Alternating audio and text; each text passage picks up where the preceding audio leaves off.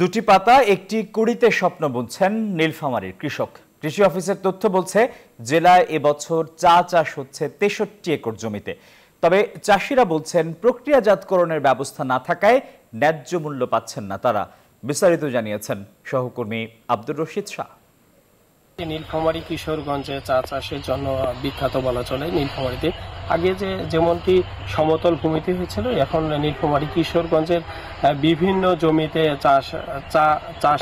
চাষে ঝুঁকছেন কৃষকরা। এটি লাভজনক ফসল বলে আমাদেরকে জানিয়েছেন উপজেলা কৃষি কর্মকর্তা। তবে উপজেলা কৃষি কর্মকর্তার তথ্য মতে এইখানে হচ্ছে প্রায় ৩ বিঘা জমিতে চাষ লাগিয়েছেন। এইখানে সম্ভাবনার যে দুয়ার সেটাই খুলে দিয়েছিলেন সাবেক উপজেলার নির্বাহী কর্মকর্তা।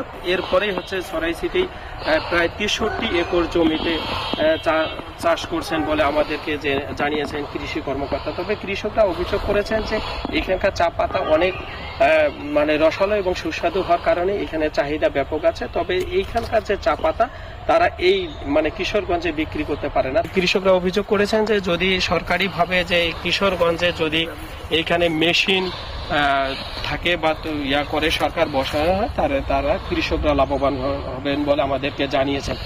সময়ব্যাপী চা পাতা উত্তোলন করা যায় এবং ১ শতক জমিতে প্রত্যেকবার চা উত্তোলনের সময় ১২ থেকে ১৫ কেজি পর্যন্ত চা পাতা পাওয়া যায়, যেটি বর্তমানে ১৮ থেকে ২০ টাকা কেজি দরে বিক্রয় করা হচ্ছে।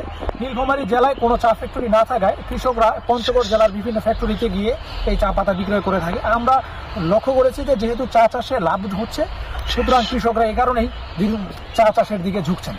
ধন্যবাদ আপনাকে। আপনি আসলে শুনতেছিলেন যে কৃষি কর্মকর্তার মুখে আসলে এটি লাভজনক ফসল হওয়ার কারণেই হচ্ছে দিন দিন চাষিরা বাড়াচ্ছেন বলে আমাদেরকে জানিয়েছেন।